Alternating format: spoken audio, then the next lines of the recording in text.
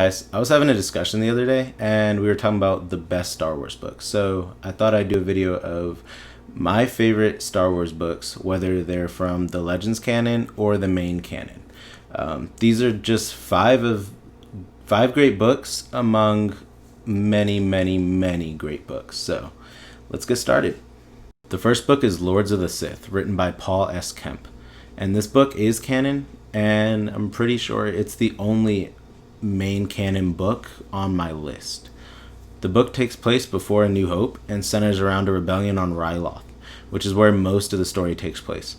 A rebellion against the Empire has risen, led by the Twi'lek rebel leader Kam Syndulla, who, if you watch Star Wars Rebels, he's actually the father of Hera, and he was featured in one of the episodes, actually a two-part episode. Vader and the Emperor decide to go to Ryloth to make an example out of them, because that's what the Empire does when people disobey, and they purposely reveal their plans to Kam, and he organizes a whole little thing to surprise the Emperor and hopefully take down the Empire.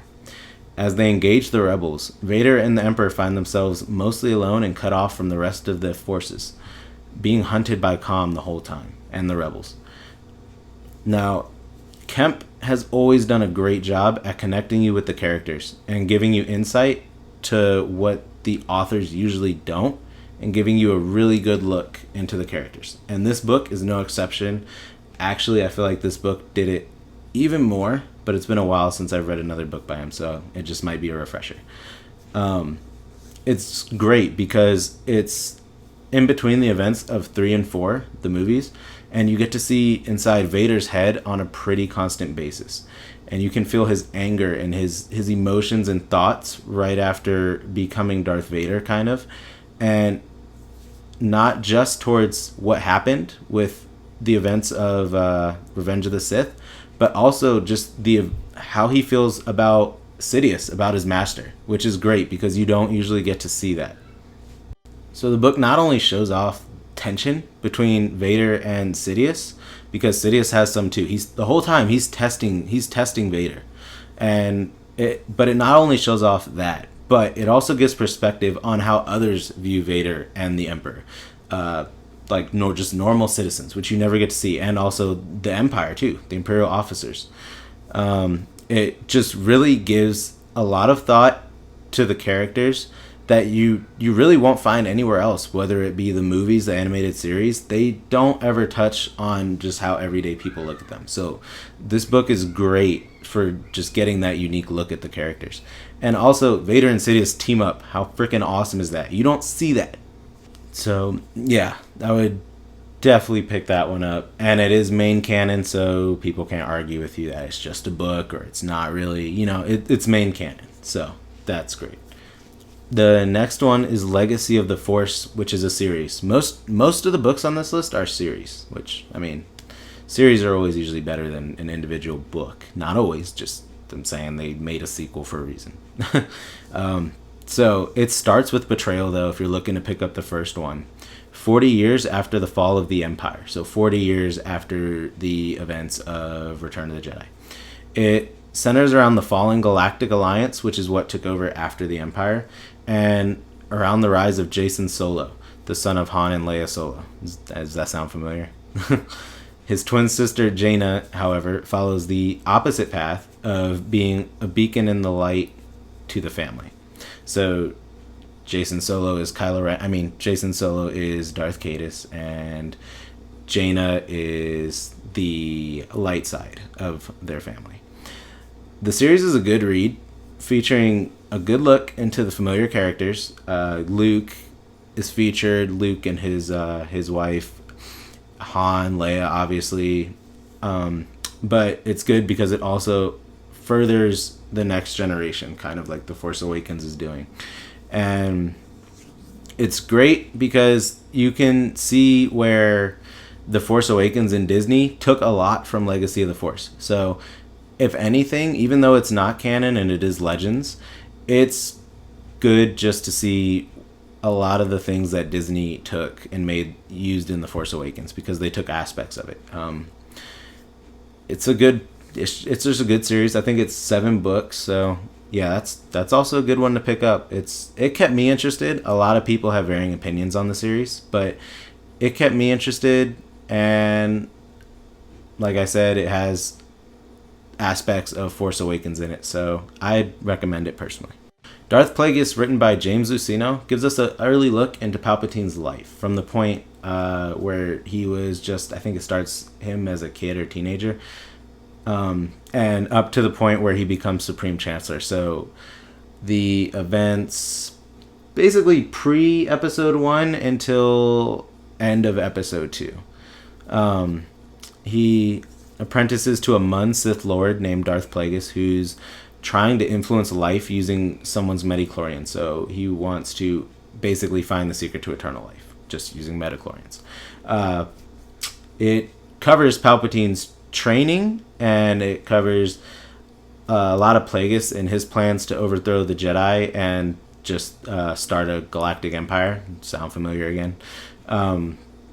And ensure victory to the dark side. It also covers things like Palpatine training Darth Maul, how he came about Darth Maul, how Darth Maul came about to be a Sith assassin.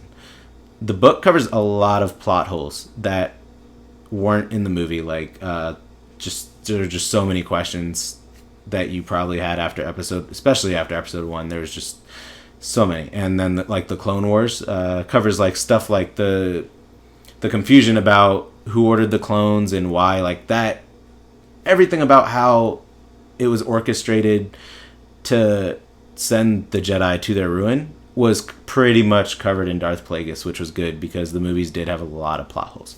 And it also does a great job of weaving in characters like Count Dooku's in there, Qui-Gon Jinn, and Yoda. And specifically when it comes to Count Dooku, it shows also his downfall to the dark side, because at the time of this novel, it's Count Dooku is obviously still a Jedi, and so over the course of these about 40 or 50 years, it covers just everything like that, all the plot holes, Count Dooku's fall. It's a really good read to cover a lot of the plot holes, and it's just a really good book.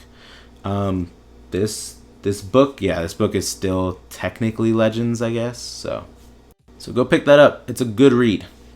And then we have the Darth Bane trilogy. This is probably the most famous series, except for the, what is it called? The Chiss dude. Admiral Thrawn. That's right. That one. Besides for him, because everybody raves about him.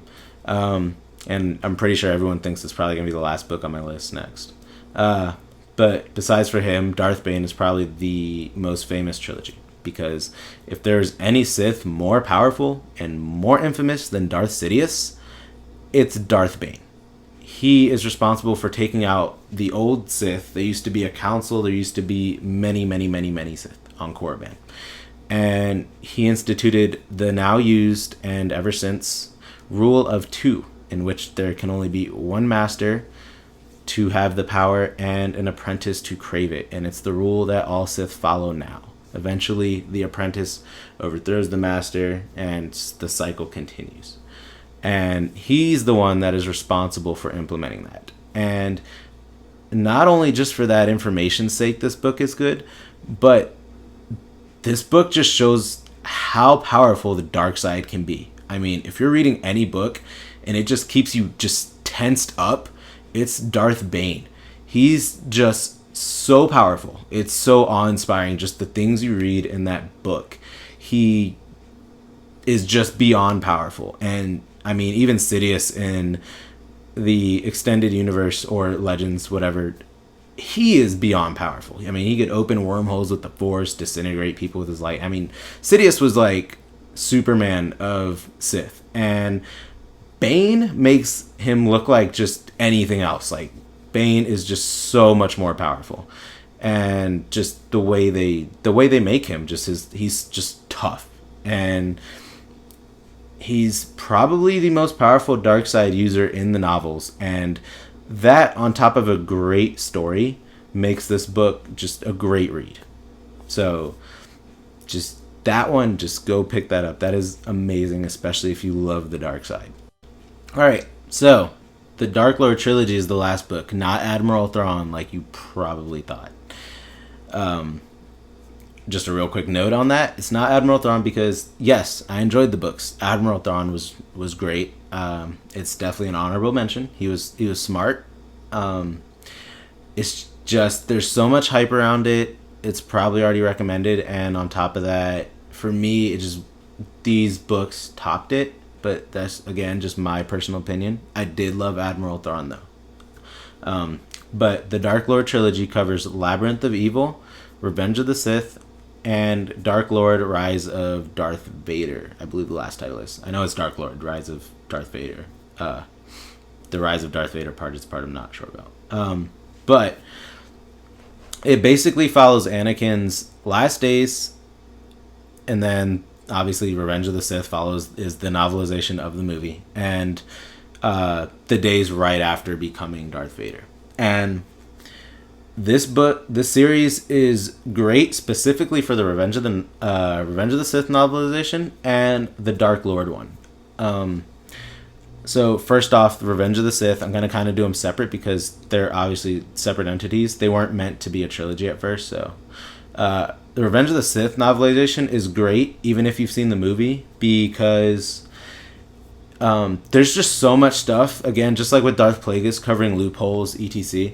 There's a lot of things that were either A, left out of the movie or not explained. And it's great to read it because it is probably one of the best written books they've made for Star Wars, not just of the movies, but just it's a great book in general. It just covers a lot of that stuff. Like you can kind of see in the movie where you're like, oh, Mace and Darth Sidious were on an equal level when they were fighting. But in the novelization, you get a lot more to interpret with that. So that, just for example, like it kind of shows Sidious, in my opinion, toying with Mace. And Mace wasn't really equal. Sidious was just toying with him as a opportunity to get Anakin to come over and basically, complete his transformation in a way.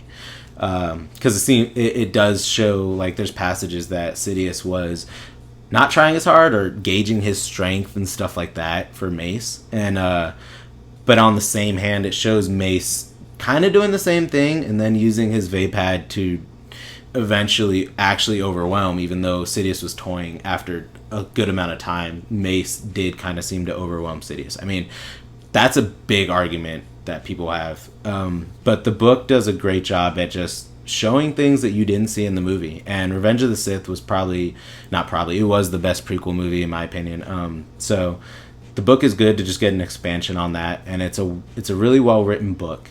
Dark Lord Rise of Darth Vader was very good because there's not many Darth Vader books besides Lords of the Sith, which is new.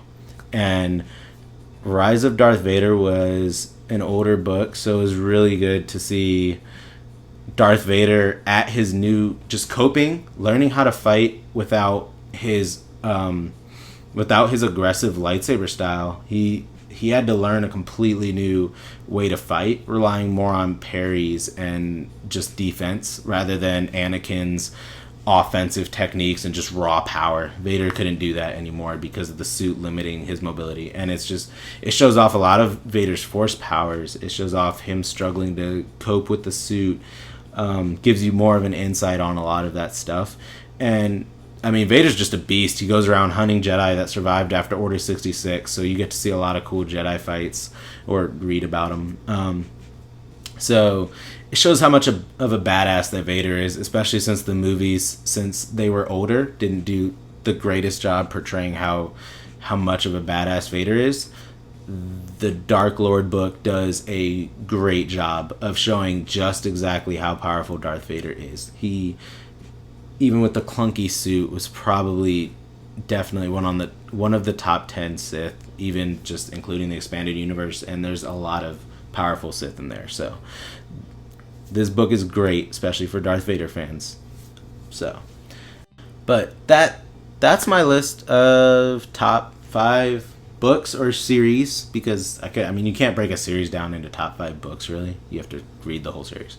But that's why I liked them, and I hope you guys enjoyed it. I hope you guys pick some of them up and let me know what you think of them, or if you've read some of them, let me know still what you think of them. And what are your favorite books from the expanded universe or Legends canon? So just let me know in the comments, and I'll see you guys later.